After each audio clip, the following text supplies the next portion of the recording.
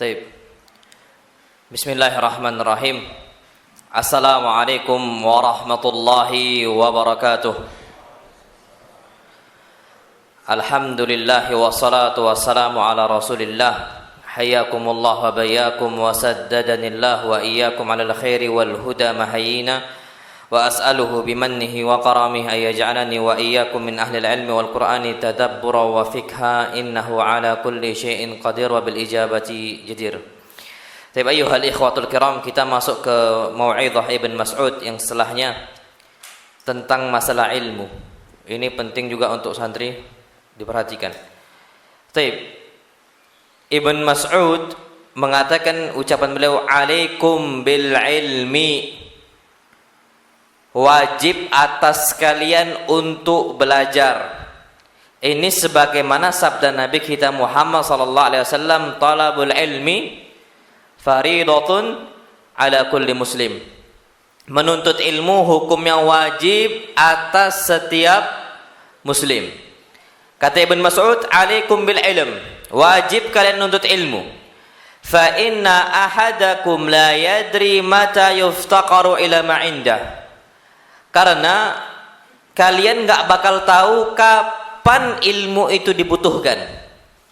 Kita ini enggak pernah tahu, Masya Allah, kapan ilmu kita dibutuhkan, enggak pernah tahu. Makanya sekarang kita belajar. Kalau kita dibutuhkan suatu saat dan kita enggak punya apa-apa, ya gimana kita mau ngasih? Faqidu syai' la yu'ti, orang yang enggak ada sesuatu enggak bakal bisa ngasih. Maka apa kata beliau? Alaikum bil ilmi qabla an yuqbad. Maka belajarlah kalian sebelum ilmu itu diangkat oleh Allah. Udah banyak Pak kondisinya ilmu ini diangkat oleh Allah Subhanahu wa taala. Dan apa kata Ibn Mas'ud? Wa qabduhu dhahabu ahlihi.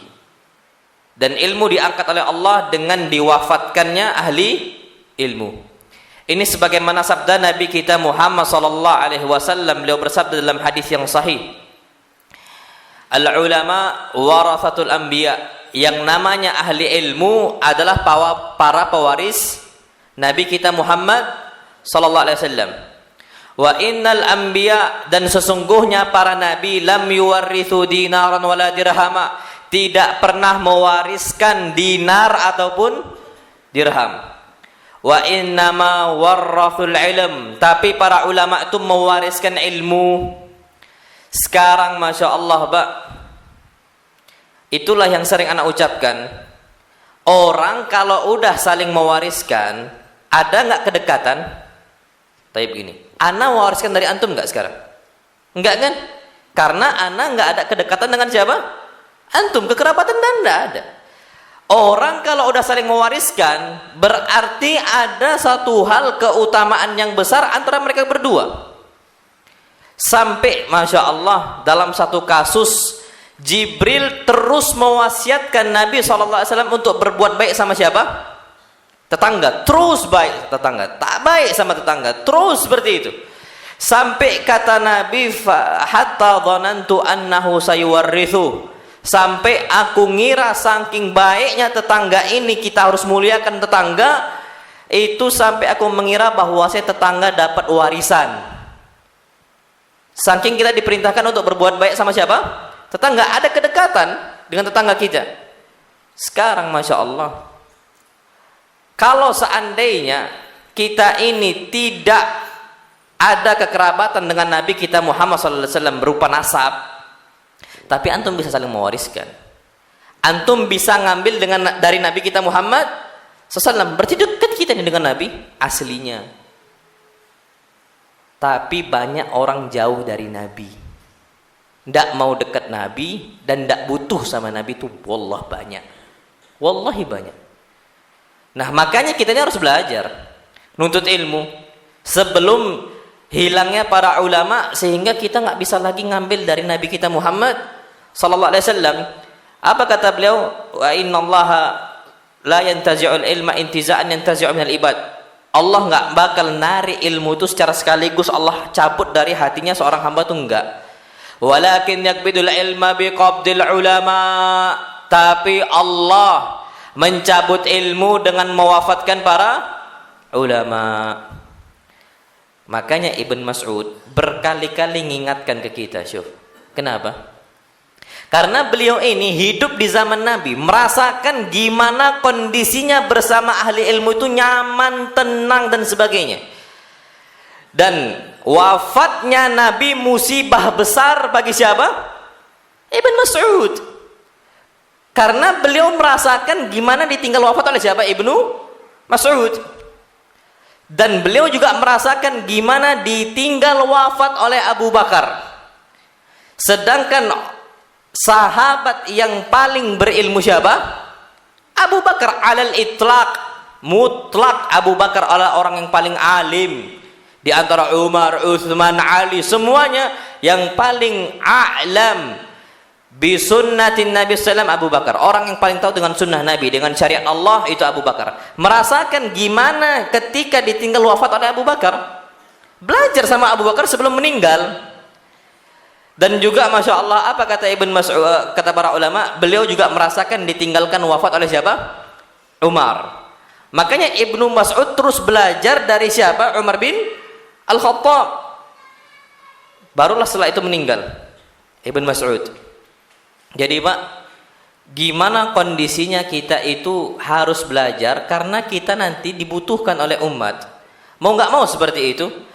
Sampai disebutkan oleh para ulama, li'annahu 'asha hatta ihtaja an-nasu ila ilmi. Karena Ibnu Mas'ud itu hidup setelah ditinggal wafat oleh Nabi kita Muhammad, dan orang-orang butuh dengan ilmu siapa? Ibnu Mas'ud. Sampai Masya Allah Pak, saking semangatnya Ibnu Mas'ud dalam belajar, beliau mengatakan, laqad qara'tu ala Rasulillah sallallahu alaihi wasallam bid'an wa sab'ina surah. Aku pernah membaca Al-Quran, mempelajari isi Al-Quran dari Nabi SAW, di hadapan Nabi SAW itu 70 surat lebih. Berapa surat? 70 surat lebih. Walaqad alima ashabu Rasulillah SAW, dan semua sahabat Nabi semuanya mengetahui anni a'lamuhum bi kitabillah, bahwasanya orang yang paling tahu dengan kitabullah ya saya. Syufa, ini bukan berbangga diri Ibn Mas'ud. Faktanya beliau menceritakan itu tahadduts bin ni'mah, untuk menceritakan nikmat siapa? Allah, bukan untuk la fakhra. Sebagaimana Allah firmankan, fa amma bi ni'mati rabbika fahadits. Wa amma atau fa amma? Fa amma ya. Fa amma bi ni'mati rabbika fahadits. Adapun dengan nikmat Allah ceritakan.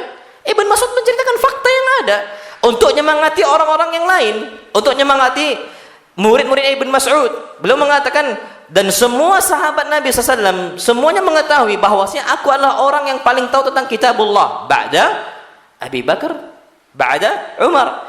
Ketika masih hidup Ibn Mas'ud, yang lain sudah meninggal, Ibn Mas'ud adalah orang paling tahu tentang kitabullah. Apa kata beliau? Walau a'lamu anna ahadan a'lamu minni. Kalau aku tahu ada salah seorang sahabat lebih tahu tentang hukum Allah dibandingkan saya, la rahaltu ilaih. Aku akan berangkat menuju dia. Ini Pak Ibn Mas'ud ngomong gini di hadapan sahabat-sahabat Nabi yang lain. Apa kata Syakik? Syakik mengatakan, fajalastu fi hilaki ashabi Rasulullah sallam. Ketika itu aku duduk di hadapan banyak para sahabat Nabi sallallahu alaihi wasallam, dan Ibn Mas'ud mengucapkan itu. Apa kata beliau? Fama sami'tu ahadan yaruddu dzalika ali. Tidak ada satupun sahabat Nabi yang lain yang membantah ucapan Ibn Mas'ud. Mereka semua mengakui bahwasanya orang paling tahu tentang kitabullah siapa? Ibnu Mas'ud. Wala ya'ibuhu, dan mereka enggak ada yang mencelanya. Itu faktanya kok. Mau gimana lagi? Makanya para ulama mengatakan jangan sampai kita ini ninggalkan majelis ilmu, karena memang semua sahabat Nabi itu butuh dengan ilmunya Ibnu Mas'ud. Semua tabi'in itu butuh dengan ilmu siapa? Ibnu Mas'ud. Makanya kita nggak pernah tahu kapan kita dibutuhkan. Makanya belajar. Sampai disebutkan ada penyesalan kawannya Ibnu Abbas. Ini kisah betul sama dengan Ibnu Mas'ud. Ibnu Abbas bersama kawannya salah seorang dari Ansor. Diajak sama Ibnu Abbas untuk belajar, untuk nuntut ilmu.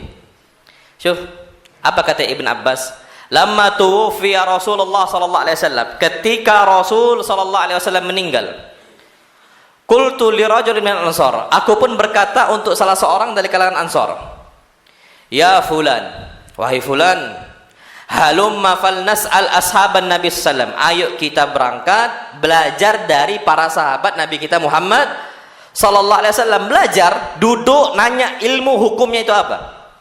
Fa innahumul yauma katsir. Karena saat ini jumlah sahabat masih banyak.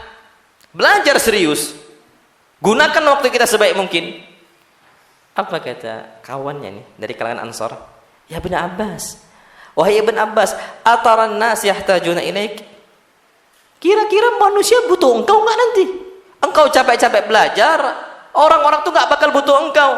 Wa fi nasi min ashabin Nabi sallallahu alaihi wasallam. Sedangkan engkau saat ini melihat kondisinya kibarus sahabat, ulama-ulama kibar dari kalangan sahabat Nabi itu masih banyak. Ngapain belajar?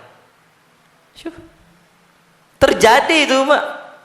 Akhirnya apa kata Ibn Abbas? Fataraktu dzalika. Aku tinggalkan nih orang. Aku tinggalkan nih orang.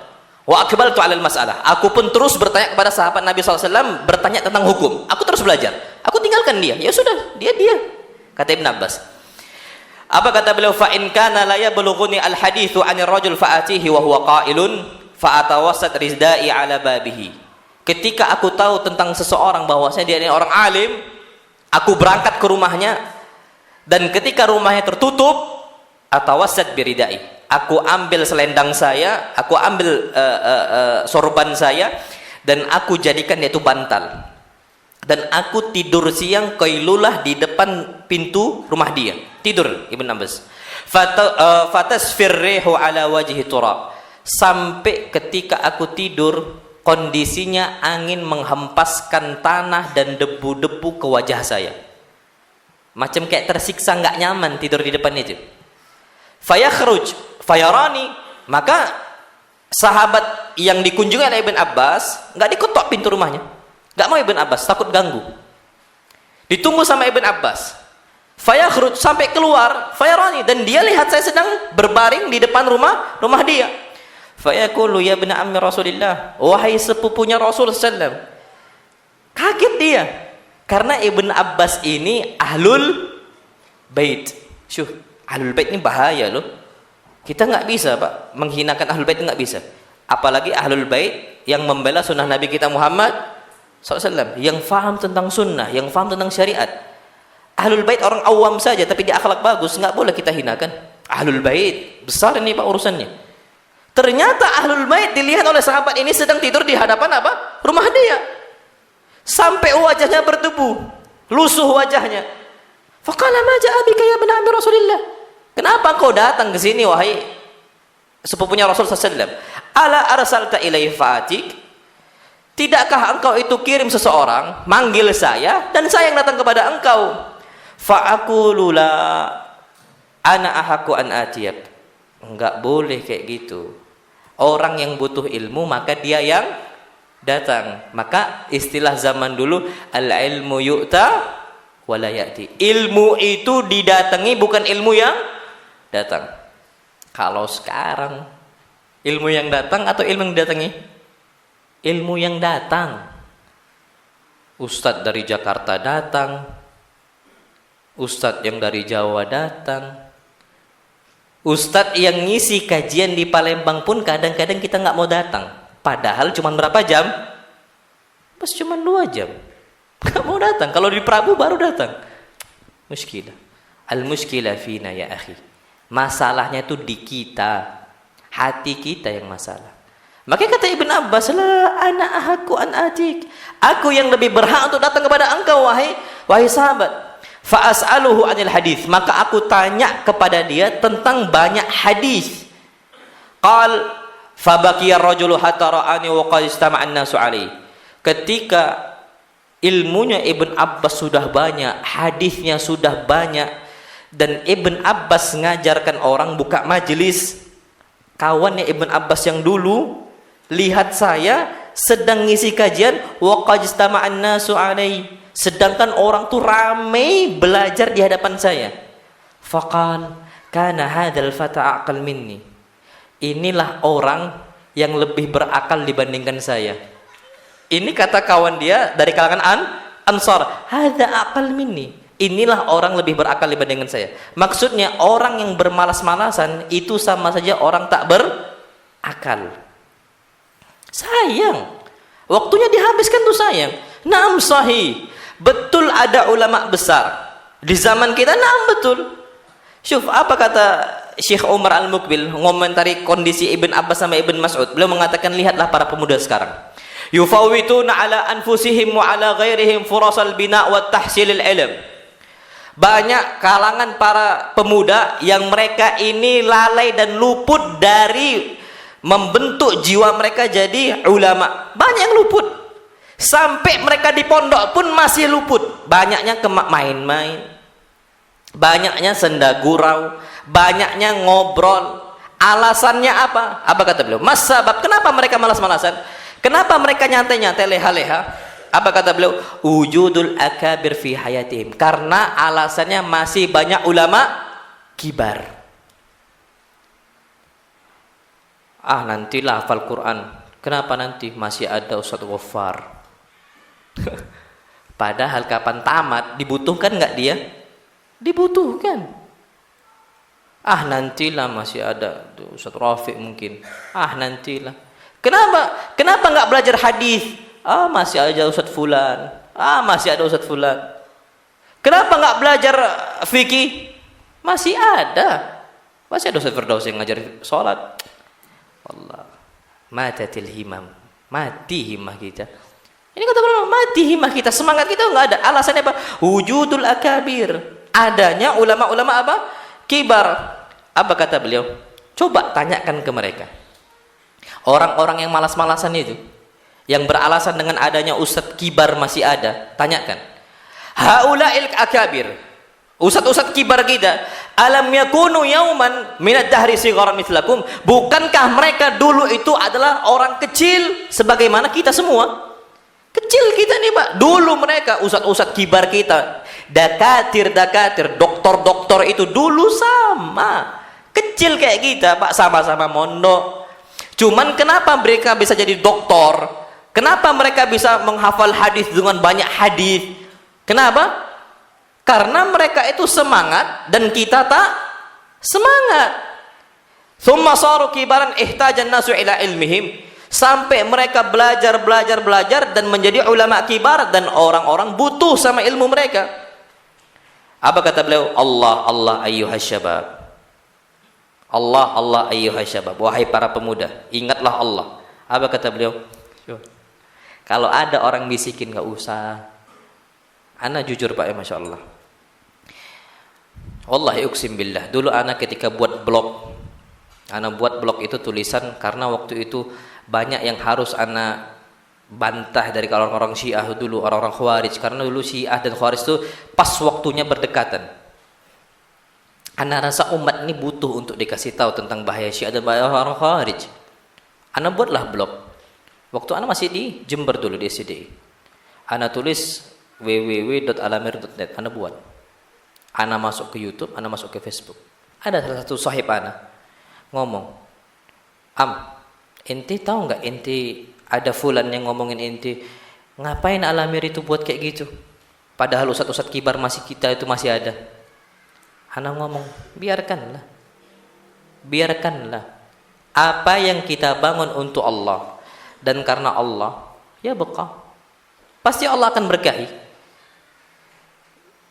Dan ucapan ini Masya Allah, itu ucapan kalau kita itu nggak sabar lillahi ta'ala, kita akan down, jatuh kita. Iya juga ya. Banyak orang malas, sok pintar. Itu ada nih, ini kejadian sama anak. Apa kata beliau? Da'ul qutna fi adanikum. Taruh kapas di kuping kalian. Wala tastami'u li hadhil maqulat. Jangan dengarkan ucapan-ucapan mereka allati la tuntij illa jilan minal kusala. Jangan dengarkan mereka yang tidak melahirkan kecuali generasi para pemalas, kata beliau.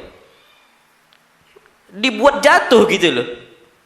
Sampai beliau ini nggak suka ketika ada orang yang lulus Madinah. Itu terjadi itu. Anda tahu, Masya Allah, na'udzubillah. Entah hasad, entah apa, Anda nggak ngerti ya. Tapi ada manusia-manusia kayak itu, orang-orang Madinah ini bisa besar cuman gara-gara Madinah. Terus apa masalah? Jadi karena kita ini cuman lokal, kawan-kawan tuh banyak yang ke Madinah, Masya Allah gitu ya, hasad terjadi. Sampai anak ketika itu anak mengatakan, udah biarkanlah mereka kayak gitu, mereka akan, semua yang tahu tuh Allah, batin kita tuh yang tahu tuh Allah. Tinggal kita ikhlaskan untuk Allah, gak usah dengarkan mereka, capek. Dan terjadi, dan ini nasihat beliau, wa ta'akkadu annakum wa in kuntumul yawma sighara qaumin. Lihat kata beliau, pastikan bahwasanya walaupun kalian saat ini sighara qaum, adalah orang kecil, masih santri, talibul ilm, masih penuntut ilmu biasa, fasatakununa kibara qaumin akharin, nanti kalian akan menjadi ulama kibar untuk generasi setelah kalian. Sekarang antum masih santri, naam sahih, masih santri, masih sighar qaum, masih orang kecil kita ini. Nanti generasi kibar udah meninggal, kita jadi ulama kibar untuk apa? Untuk liqaumin akharin, untuk generasi setelah kita. Wa sayahtajun nasu ila ilmikum, dan semua orang itu butuh ilmu kita, in istamrartum fit thariq. Kalau kalian, kata beliau di sini, itu terus selalu belajar di atas jalan ilmu. Man sara wasal. Orang yang terus berjalan akan sampai dia. Jadi itu kadang-kadang ada orang membisikkan kayak gitu. Untuk apa? Kita ini Masya Allah gitu kan. Kita ini siapa dibandingkan ulama kibar?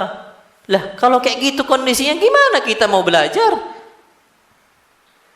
Dan antum tahu kitab Muwatta, Al-Imam siapa? Imam Malik. Jangan dikira Muwatta cuma satu loh. Muwatta itu puluhan jumlahnya, kayak Sunan Tirmidzi, Sunan Abi Daud, Ibn Majah, Sunan An-Nasai, Musnad juga sama. Musnad itu banyak loh, nggak cuma satu. Muwatta juga sama, banyak. Imam Malik adalah ulama termasuk yang paling akhir nulis Muwatta. Ketika Imam Malik nulis Muwatta, apa kata kawannya? Kawannya mengatakan, kenapa engkau nulis Muwatta sedangkan sudah ada Muwatta yang ditulis oleh ulama kibar di zaman kita? Syuf. Ini kata siapa? Kata kawannya Imam Malik. Imam Malik cuma mengatakan, makana lillahi yabqa. Apa yang kita berikan untuk Allah pasti akan kekal. Pasti Allah akan jadikan dia ini terus hidup. Sekarang yang antum tahu ulama nulis Muwatta siapa aja? Coba sebutkan. Satu. Siapa? Imam Malik. Dua. Nggak tahu kan? Sudah.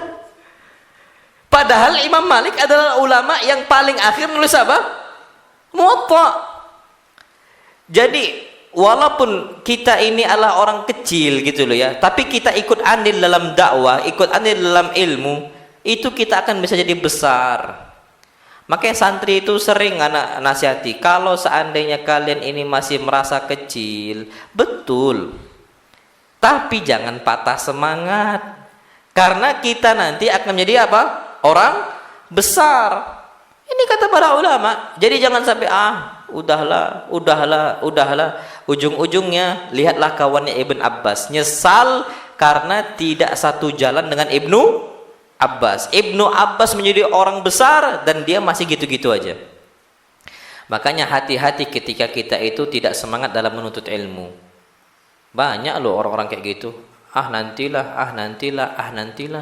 Pas udah tua baru nyesal. Rupanya ilmu itu penting dan dibutuhkan oleh semua orang. Dan kita perlu tahu Pak di sini, kenapa kita butuh belajar? Walaupun bukan untuk santri saja dan untuk bapak-bapak semuanya, karena yang butuh ilmu itu banyak. Karena yang butuh ilmu itu apa? Banyak. Ambil contoh, istri kita butuh, anak kita butuh, dokter butuh, polisi butuh. Polisi ngaji, dokter juga ngaji, pejabat juga ngaji. Semua lapisan masyarakat, semua jenis manusia, laki-laki ataupun perempuan, kecil atau besar ataukah dia muda, semua butuh apa? Ilmu. Makanya Masya Allah. Antum tahu nggak? Sampai Umar butuh kepada ilmu siapa? Ibnu Abbas. Padahal Ibnu Abbas masih kecil ketika itu. Dan sudah sampaikan kalau nggak salah di sini. Sampai mengatakan Umar yudkhiluni ma'a Syekh Badr. Umar memasukkan saya dalam rapat besar bersama Masyaikh Badr. ulama-ulamanya yang ikut perang Badar. Udahlah ulama, kemudian ikut perang Badar. Ini orang nggak sembarang orang gitu loh. Ibn Abbas masih kecil tiba-tiba masuk. Ternyata Ibn Abbas ilmu yang dibutuhkan oleh siapa? Umar bin Khattab. Jadi jangan sampai kita ini malas-malasan, tidak boleh. Jangan sampai nantilah ngafal Umdatul Ahkamnya, nantilah ngafal Arba'in Nawawinya. Kapan? Pas nanti kalau sudah tua. Pas udah tua disuruh kajian, udah besar kita, udah tamat dari pondok sini, disuruh kajian sama orang, aduh, belum ngafal, cari ustadz yang lain. Allahu Akbar. Dan itu terjadi, nasallallahu salamatan afiyah. Sampai orang awam, banyak loh orang awam jadi imam. Orang awam hafal berjuz Al-Quran tuh banyak. Bukan orang pondokan, orang awam itu banyak. Kapan tarawih disuruh jadi apa? Imam. Dibutuhkan nggak dia? Dibutuhkan. Padahal awam, bukan orang yang istilahnya spesialisnya itu bidang ilmu agama, bukan. Cuman dia cinta Al-Quran, dia baca Al-Quran Al-Karim dan dia suka hafal dia. Tengoklah masa depannya, dibutuhkan sama banyak orang. Itu kalau awam, apalagi ustadz hafal Al-Quran. Maka jangan sampai kita ini menyepelekan menuntut ilmu. Wallahu alam bissawab. Itu yang perlu kita ketahui. Taib. Kemudian ayyuhal ikhwatul kiram, nasihat Ibn Mas'ud yang berikutnya, beliau mengatakan, wallahi alladzi la ilaha ghairuhu. Ini sumpah Ibn Mas'ud. Ma yadurru 'abdan yusbih 'alal islami wa yumsi 'alaihi ma asabahu minad dunya. Demi Allah, tidak akan ada yang membahayakan orang yang di pagi harinya memeluk Islam dan di sore hari tetap beragama Islam, istiqomah di Islam terus.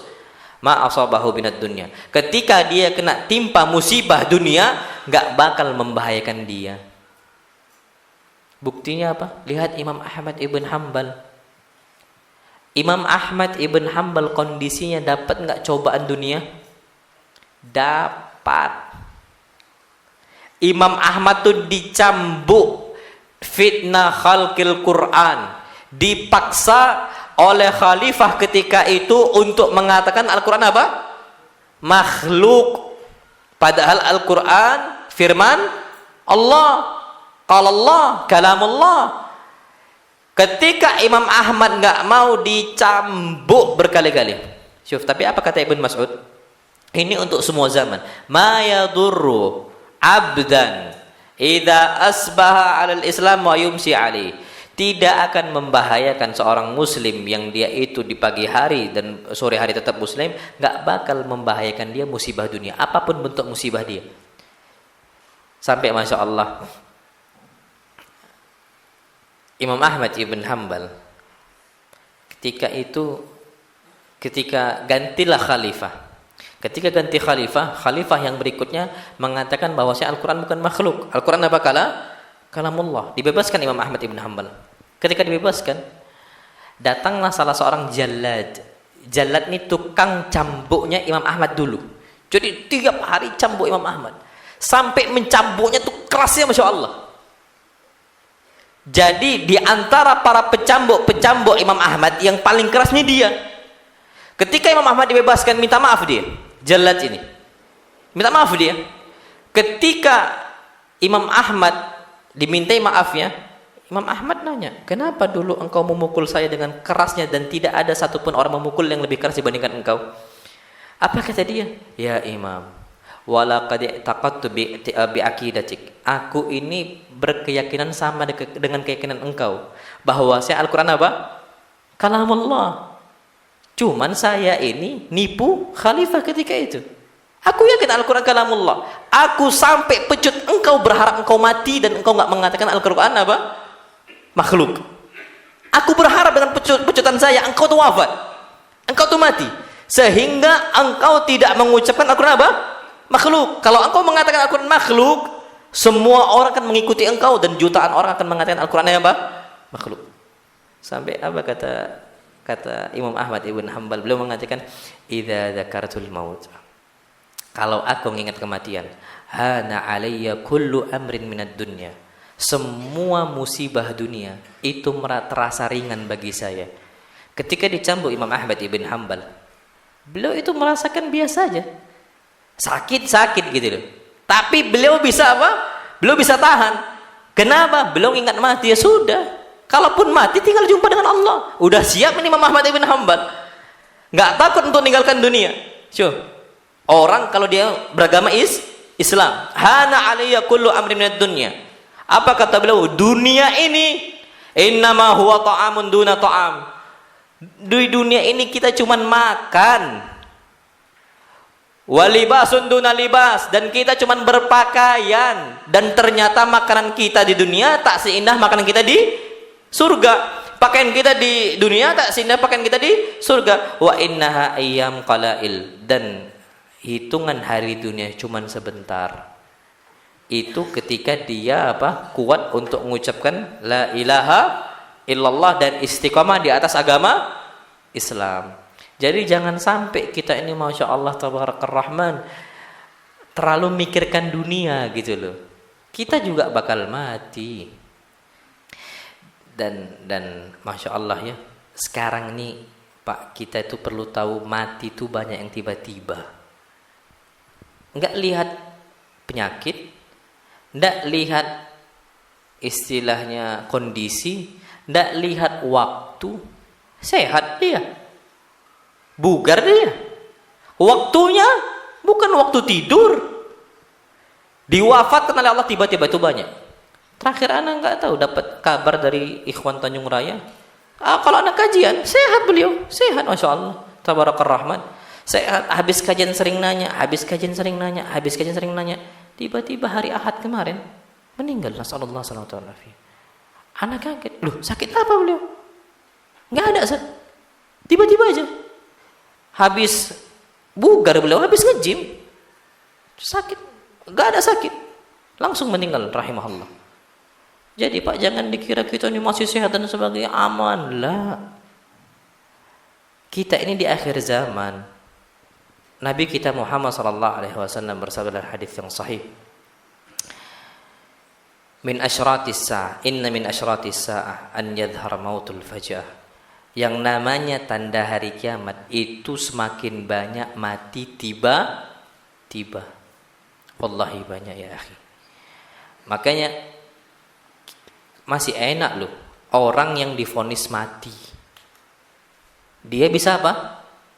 Persiapan. Orang bakal divonis mati. Oh dia, Anda udah ceritakan berapa orang divonis mati. Baik dia kesehatan gara-gara dia vonis, dia persiapan untuk mati itu. Tobat dia sama Allah, ditinggalkan masing-masing. Dihitungnya berapa hari. Kita belum ada persiapan. Dan nasallallahu alaihi wasallam udah dipanggil sama Allah. Udah bainaka wa bainallah. Urusannya cuma antara kita dengan siapa? Allah Subhanahu wa taala. Nah, baik. Kita adzan enggak ini? Nah, fadhil adzan dulu. Kita lanjut ke madal adzan. Belum? Oh, itu? Oh, 5 menit gitu ya. Nasihat Ibnu Mas'ud yang berikutnya tentang masalah zuhud. Beliau mengatakan ad-dunya kulluha ghumum. Yang namanya dunia semuanya adalah kesulitan, kegundahan, kegelisahan. Ini kata beliau, ad-dunya kulluha ghumum. Dunia ini semua kegundahan isinya. Fama kana minha min surur, pun kalau ada kebahagiaan fahuwa ribhun, itu bonus dari Allah. Jadi jangan berharap bahagia di mana? Dunia. Karena hukum asalnya kita hidup dunia dapat apa? Cobaan. Kan Allah yang berfirman, huwallazi khalaqal mauta wal hayata liyabluwakum ayyukum ahsanu amala. Allah yang menciptakan kehidupan, Allah yang menciptakan kematian, hidup di dunia, hidup kita itu di atas muka bumi Allah, dan mati kita di dunia, itu semua cobaan liyabluwakum, agar Allah uji kalian. Jadi kalau kita berharap tak ada ujian, mustahil. Kalau ada kebahagiaan, apa kata beliau? Fahuwa ribuhun, bonus dari Allah. Bonus nih datangnya tiap hari atau kadang-kadang? Bonus. Kalau ada diskon tiap hari bangkrut. Kan gitu. Bonus tuh kadang-kadang aja. Nah, berarti kita bahagia di dunia itu cuman kadang-kadang. Kalau kita merasakan nyaman tiap hari, bahaya. Berarti istidraj. Apa istidraj? Allah kasih kenyamanan, Allah kasih dia itu, masya Allah, dunia ada, harta ada, kehidupan ada, semua dikasih sama Allah SWT. Istri ada, anak banyak, terus dikasih. Tapi nggak ada kurang-kurangnya sama sekali. Sholat malas, belajar malas. Kalau disuruh zakat meditnya masya Allah, bakhilnya masya Allah, kikir gitu loh. Tapi masya Allah terus ada. Ketika kondisi kita seperti itu, istidraj. Apa Allah firmankan? Sanastadrijuhum min haitsu la ya'lamun. Kami akan istidraj mereka dari jalan yang mereka itu nggak tahu. Dan Allah tunda, inna kaidi matin. Sesungguhnya itu tipu daya saya. Dan tipu daya saya itu kuat. Kita nggak pernah tahu, Pak. Mungkin kita ini, kita maksiat, kita apa? Kita kira kita nipu Allah. Lah. Bukan kita yang nipu Allah. Tapi Allah yang ngasih kait untuk kita. Karena kita maksiat. Kita seakan-akan nipu Allah SWT. Enggak apa-apa maksiat. Toh juga. Syuh. Apa kata Allah? Inna kaidi matin. Tipu dayaku itu kuat. Jangan main-main sama Allah. Nah, apa kata beliau? Itulah kondisi kita di atas muka bumi. Ketika ada seorang muslim, Islam dia, lihatlah kondisinya. Semakin kuat Islamnya, semakin kuat apa? Cobaannya. Nggak usah jauh-jauh gini, Pak. Muslim kita, tapi dulunya kita muslim maksiat. Sekarang hijrah. Antum sering nggak lihat dulu orang kerjaannya haram, anggaplah riba, bank. Kecukupan yang masya Allah cukup gitu. Keluar dia dari bank, hijrah dia, gimana kondisinya? Biasanya hartanya lebih kurang dibandingkan yang dulu. Kesulitannya lebih banyak, wajar. Yang gak wajar nih, ketika harta dia terus ada, cukup-cukup aja, tak ada musibah bagi dia. Ibadahnya gak pernah, ketaatannya gak pernah, itu hati-hati. Tapi kalau kita ternyata kondisi sulit, Allah masih mudahkan kita untuk sholat, Allah masih mudahkan kita untuk belajar. Usjud syukran lillah. Sujud kita syukur kepada siapa? Allah. Terima kasih sama Allah. Allah masih berikan hidayah untuk kita.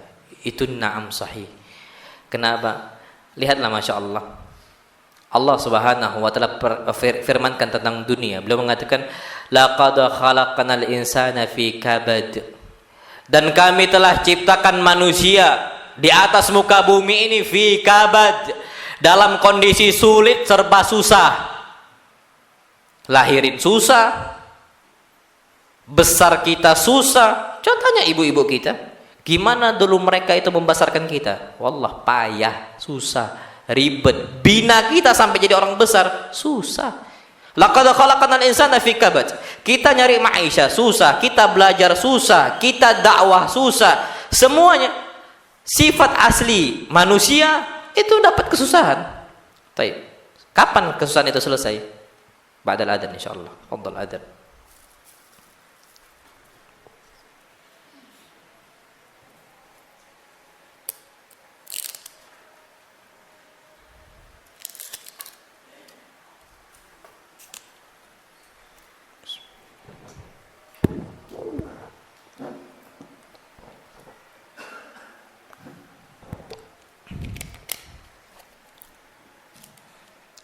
Allahu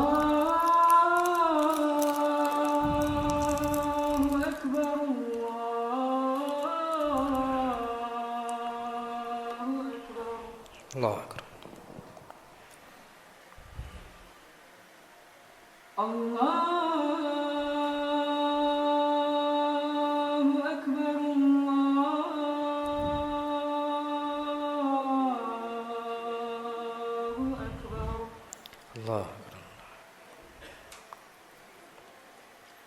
أشهد أشهد أن لا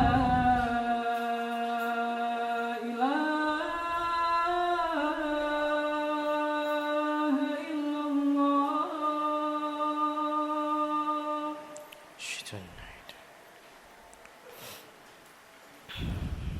أشهد أن لا إله إلا الله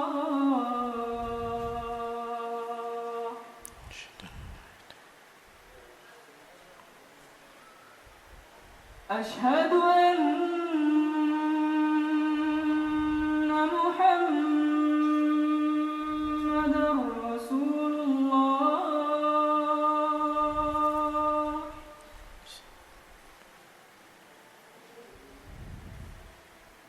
أشهد أن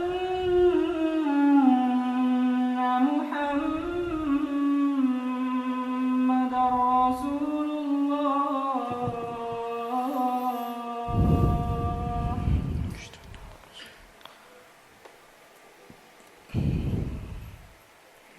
حي على الصلاة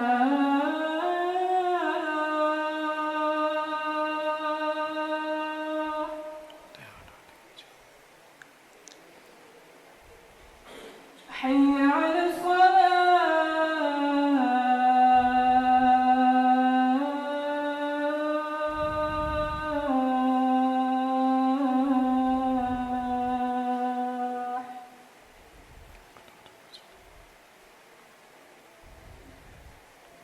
حي على الفلاح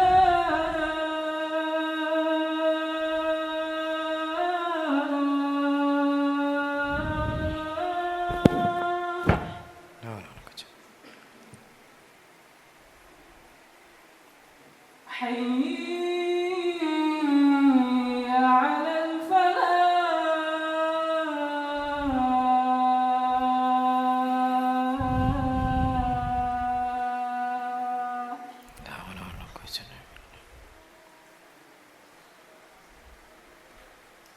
الله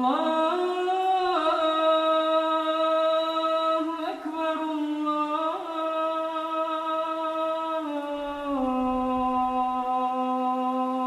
أكبر Allahu akbar, Allahu akbar. لا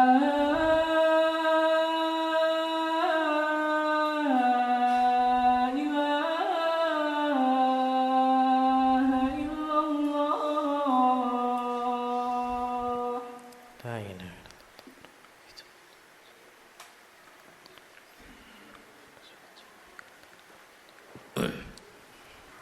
Taib. Kita lanjutkan. Jadi kalau kita hidup di dunia ini, apa kata Ibn Mas'ud? Ad-dunya kulluha ghumum. Dunia ini sudah tempatnya kesulitan, tempatnya susah. Makanya diingatkan oleh Allah ketika untuk Nabi Adam alaihi salam, jangan kalian itu turun dari surga dengan perbuatan kesalahan. Kenapa? Fatashqa. Kapan kalian udah turun dari surga, tinggal di dunia, sengsara hidup kalian. Itu kata Allah, fatashqa. Kita sengsara.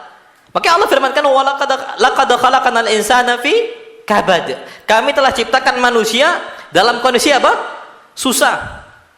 Sampai kapan kesulitan itu hilang? Apa kata Allah? Ketika sudah masuk surga. Wa qalu, ini ahli surga mengatakan, wa qalu alhamdulillahilladzi azhaba 'annal hazan. Segala puji bagi Allah Subhanahu wa taala yang telah menghilangkan kesedihan dari saya. Ya, dunia diciptakan oleh Allah dengan apa? Kesulitan. Kotor dunia ini, banyak susahnya, banyak capeknya, sampai apa kata syair mengatakan, jubilat ala kadarin wa anta turiduha saffan minal akdari wal akdari. Gimana kondisi kan dunia ini kan sudah Allah ciptakan di atas kondisi kesulitan, sedangkan kita itu mau hidup bersih gitu loh, dari noda-noda, dari kesulitan, dari musibah, nggak bakal bisa. Oke ya, masya Allah. Ana paham kondisi ana sekarang ini kan. Jadi Pak, ana tuh pernah nyeletuk, ya Allah, inilah kehidupan. Kan ana itu sama istri ana, sekarang istri ana lagi di Medan. Ada musibah waktu itu, jadi ana, dan udah 9 bulan gitu ya istri ana hamil, nggak bisa dibawa lagi naik pesawat aslinya karena resiko. Ya terpaksa anak pulang. Ya sendiri sekarang di rumah. Masya Allah. Tidurnya dulu di spring bed, sekarang di mana? Di karpet masjid. Tidur karpet masjid, makan tak teratur. Kalau dulu disiapkan sama istri, sekarang yang nyiapkan anak-anak santri. Nggak tahu anak lagi di kantor, tiba-tiba ngetuk, Ustaz, al-ghada ya Ustaz. Ustaz, udah makan belum? Belum. Mau diambilin nggak Ustaz? Fadhal. Pakai piring kami atau piring antum? Piring anak. Jadi yang perhatian siapa? Anak-anak, Masya Allah. Kondisi sulit, nyuci sendiri, nyapu sendiri, masak telur sendiri. Ya Allah Akbar. Anak sampai ngomong ketika anak nyapu, kan anak nyapu tuh anak tangan anak tuh nggak bisa nyapu aslinya, nggak bisa anak nyapu itu. Pas anak nyapu, ya Allah, punggung anak ini kok terasa sakit. Anak ngomong, ya Allah, inilah hidup nih Allah. Kondisi hidup, Masya Allah. Sampai anak beberapa kali ketika kajian belum jemur, udah nyuci tapi belum dijemur. Anak ngomong ke ikhwan ke jamaah, afwan ya, anak nggak bisa lama, sampai jam 8 anak harus pulang. Biasanya kan setengah 9 di sana. Kenapa Ustaz? Anak belum jemur. Wah, ketawa mereka. Karena mereka tahu anak sedang sendiri. Dan itu kondisi kita. Dan anak nggak pernah nyalahkan kondisi kehidupan, nggak pernah nyalahkan takdir, nggak pernah. Untuk apa? Karena memang itulah kehidupan. Udah. Kalau orang kita ini beriman kepada Allah, faham, itulah cobaan yang Allah berikan untuk kita. Ya sudah. Jadi, Masya Allah, kita nih hidup di dunia ini semua susah. Sampai anak ngomong sama jamaah, antum mau lihat Abu Turab enggak? Ana Abu Turab. Abu Turab bukan sekali. Tiap malam Abu Turab. Tiap malam di mana? Di masjid. Ya, jam 12:30 datang ke masjid, tidur di masjid. Ana enggak pernah di rumah, enggak pernah. Ya diberesin rumah, cuman enggak pernah dipakai. Yang penting bersih, enggak tempat jin, enggak tempat syaitan, ya sudah. Ana berangkat, habis itu tidur istirahat di masjid. Dan memang nyaman. Tidur di rumahnya Allah itu nyaman gitu loh. Walaupun enggak pakai karpet aja enggak ada masalah. Pakai apa? Sejadah itu nggak ada masalah. Cuman itulah kondisi kehidupan. Kalau kita nyesal apa dan sebagainya, nggak bagus kayak gitu. Makanya banyak kondisi orang jauh lebih sulit, tapi mereka bisa lebih bersabar dan kita tidak. Antum tahu, coba lihat nih. Apa kata Syekh Umar Al-Muqbil sini? Syuf. Walihada, lihatlah kata beliau. Tajidu akhwaini syaqiqaini. Engkau akan melihat kondisi dua saudara nih. Asya fi bi'atin wahidah.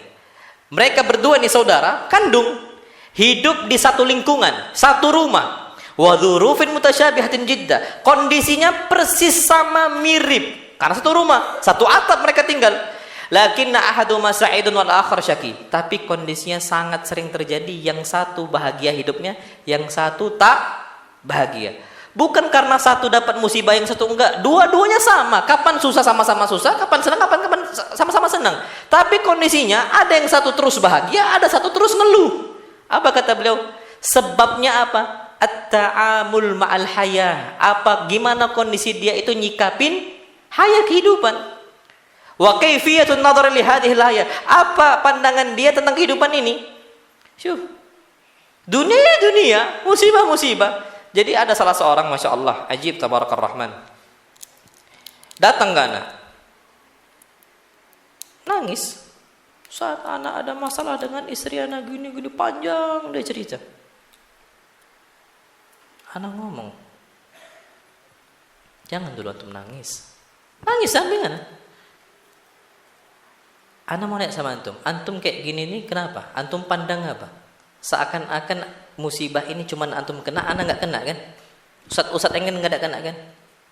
Ya akhi, anak ngomong, apa yang antum rasakan, cobaan yang menimpa antum juga Allah timpakan untuk seluruh manusia, hatta para asatidzah. Cuman kondisi mereka itu nggak seperti histeris seperti antum. Mereka bisa menyikapi kondisi gimana kita itu bisa terus di atas agama Allah Subhanahu wa taala.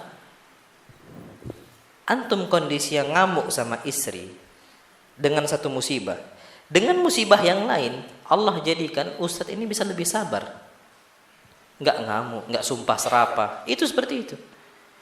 Jadi memang kondisinya Pak, jangan kita salahkan dunia.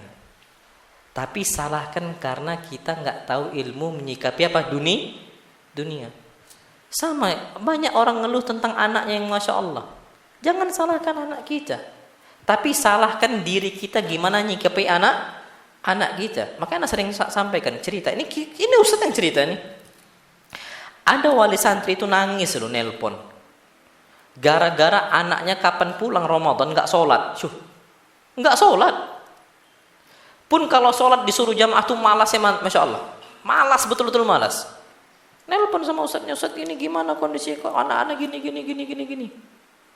Ustadznya ngomong, dulu sebelum masuk pondok, ibu suruh anak sholat itu umur berapa? Ya nggak pernah Ustadz. Ya pas masuk pondok aja, ya Ustadz lah yang didik.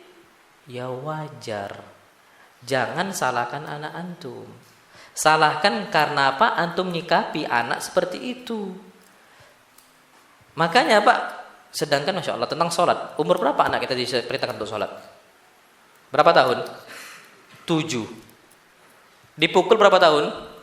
10. Lah, nggak pernah disuruh sholat sampai balik. Salah siapa? Bapak emaknya lah.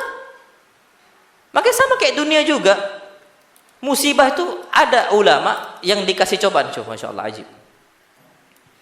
Ada salah satu ulama salaf zaman dahulu, punya istri Masya Allah suka membangkang, ngangkat suara dan. Tapi yang ajibnya ini ulama tidak pernah menceraikan istrinya, tidak pernah. Dia sabar aja, dia diam aja. Yang penting dia terus membina istrinya, terus dibina, tapi terus ditolak, terus dilawan gitu loh. Syekhnya ini cuman ngomong aja. Untuk istrinya nasihati, tapi dia sabar. Sampai kawan yang mengatakan, ya fulan, ala tutallikha. Kenapa kau nggak mau ceraikan dia? Engkau lebih aman, engkau lebih selamat, dan seterusnya. Apa kata dia? Mudah-mudahan Allah kasih rezeki untuk saya dari jalan yang lain. Rupanya apa? Allah jadikan anak dia persis kayak bapaknya. Jadi ulama besar persis kayak bapaknya. Walaupun ibunya apa? Kayak gitu, tapi satu pun sifat ibunya nggak ada nurun kepada anaknya. Itulah kondisi kita gimana nyikapi apa? Dunia. Jadi anak, harta juga. Banyak orang kurang hartanya, banyak orang kurang minumnya, banyak orang kurang makannya. Bukan minum yang mewah, minum cuma air rebus. Makan juga bukan suatu hal yang mewah, biasa saja. Cuman mereka bisa sabar, kita tak bisa sabar. Yang salah bukan kehidupannya, yang salah gimana kita nyikapi apa? Kehidupan. Makanya kita perlu tahu. Coba makanya. Ada orang dulunya di perusahaan besar, ketika pensiun keluar nggak dapat lagi gaji seperti dulu di perusahaan. Banyak orang stres, banyak orang gila. Sampai stres dulu ya, itu banyak. Tapi banyak orang kondisinya jauh lebih kurang daripada dia. Nyantai-nyantai aja dia. Yang penting dia sholat, yang penting dia jaga agamanya, dan dia nggak sampai hilang akal dia. Apa sebabnya? Bukan kehidupan yang salah, tapi pandangan dia terhadap apa? Dunia. Itulah kata Ibn Mas'ud di sini, Pak. Apa kata beliau? Ma ahadun asbah fid dunya illa wa huwa dhaif. Kita semua ini tamu di dunia. Wa maluhu 'ariyah. Dan harta kita tuh pinjaman yang Allah pinjamkan untuk kita. Allah tuh kasih pinjaman. Apa kata beliau? Wa dhaifu murtahil. Yang namanya tamu enggak bakal tinggal lama. Kalau namanya tamu, pergi dia. Wal 'ariyatu mardudah. Dan namanya harta itu akan dikembalikan. Makanya Masya Allah, Tabarakar Rahman. Banyak orang sibuk bangun rumah mewah, bangun rumah besar, bangun rumah dan sebagainya untuk kehidupan dia di masa tua. Ketika dia menikmati kehidupan di rumah besar itu cuma 5 tahun habis itu meninggal. Banyak nggak yang gitu? Ketika dia udah meninggal, apa yang terjadi? Apa yang terjadi? Rumah itu dipakai oleh siapa? Ahli waris. Selesai, ahli waris yang pakai. Dia nggak dapat harta. Syuh, apa salahnya kita ngontrak? Anggaplah syuh. Banyak orang seperti itu, Pak. Kita pensiun nih. Kita pensiun. Dapatlah pesangon semisal besar. Kenapa kita nggak mikir akhirat kita? Bangun 100 juta. Anggap pesangon ini besar, ratusan juta. Bangun 100 juta untuk masjid. Bas, itu untuk rumah kita di akhirat. Habis itu paling hidup kita. Kita kan pensiun 55 tahun. Kita tuh harus cerdas. Dalam hidupnya harus cerdas loh. Hidup kita paling 60 sampai 70 tahun. Anggaplah 60 tahun. Berarti dari 55 tahun berapa tahun setelahnya? 5 tahun. Anggaplah 65 tahun umur kita. 10 tahun setelahnya. 10 tahun kontrak kita di rumah yang mewah 10 juta. 10 tahun 100 juta. 100 juta kita udah ada apa? Udah ada di akhirat. Selesai. Dan kita meninggal itu pahala terus apa? Ngalir. Man bana baitan lillah banallahu lahu baitan fil jannah. Yang bangun rumah Allah di dunia, Allah akan bangun rumah di mana? Akhirat. Banyak orang nggak mikirkan, dia itu mau ngambil rakus di dunia, dia nggak paham bahwasanya dia nanti akan susah ketika di akhirat. Maka untuk Masya Allah, untuk kita yang memiliki harta, dunia itu cuman pinjaman. Maka ana sampai Masya Allah, ana tahu itu dari abi ana. Pak belum bangun rumah? Belum nak, kalaupun bangun nanti ya nggak usah mewah-mewah kata Biana. Terus yang ngontrak paling nak bapak ini pensiun ya 10 tahun.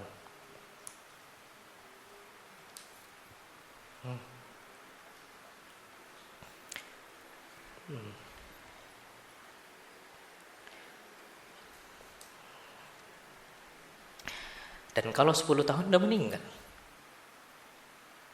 ya udah, bapak paling cari rumah kontrakan 10 juta per tahun selesai. Anak-anak dapat warisan gak ribut. Bapak senang di akhirat. Syuf, itu jarang terpikir.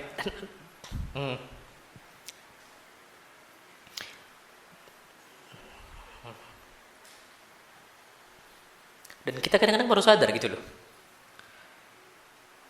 Dan harta kita pun, anak pun gak terpikir sampai ke sana gitu loh. Makanya Pak, Masya Allah, Tabaraka Rahman, itulah kita di dunia ini memang harus pikir gitu. Apa yang kita bangun rumah kita di akhirat nanti? Apa gitu loh. Udah disiapkan apa kita? Banyak program bangun masjid ini sampai sekarang lantai 2 belum terbangun. Apa salah kita masukkan kota infak? Bangun masjid. Satu batu bata kita bangun, itu yang kita mampu, Masya Allah. Cuman batu bata. Kita gak bisa yang lain. Punya kita cuma satu nih, anggap. Gak mungkin Allah gak bangun untuk kita. Karena Allah tahu kondisi kita. Gak mungkin. Kalau Allah juga gak, dan Allah gak Allah terima. Kalau manusia mungkin sakit hati dia ngasih hadiah cuma satu bata. Wallah sakit hati. Jangankan itu.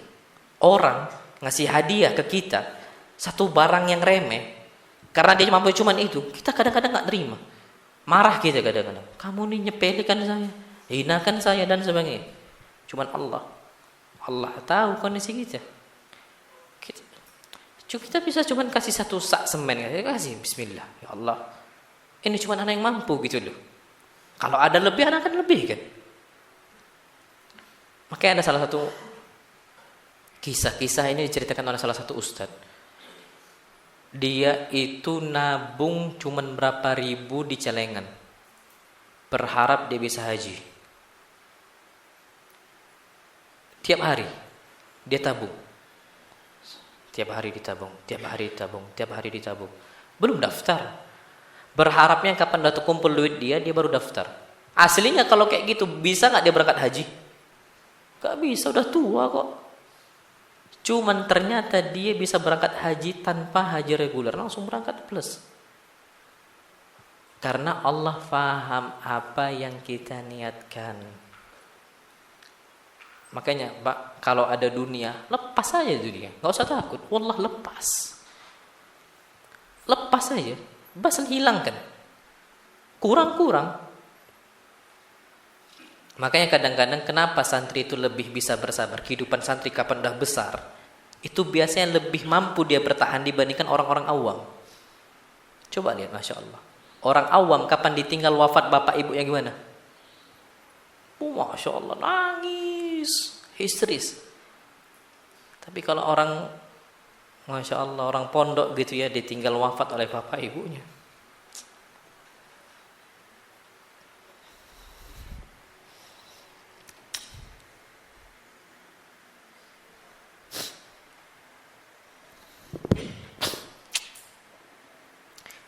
dia tuh sadar gitu loh. Maksud ana tuh bukan satu hal yang sampai dia buat histeris, dia bingung siapa yang ngasih rezeki. Enggak, dia enggak bingung. Ada Allah yang ngasih rezeki. Semua ada Allah, cuman dia itu cuman sedih ketika pintu surga udah apa? Ditutup gitu loh.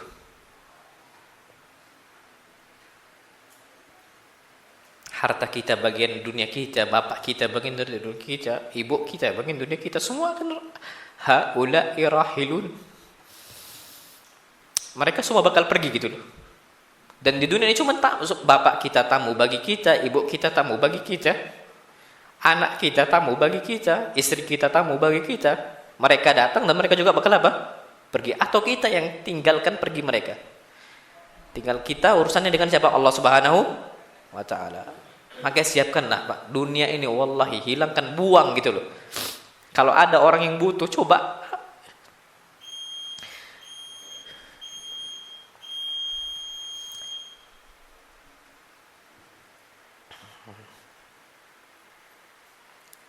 hatta antum jamaah, coba tanya sama gini loh Pak, cari kabar tentang santri-santri yang susah. Banyak Pak santri yang susah.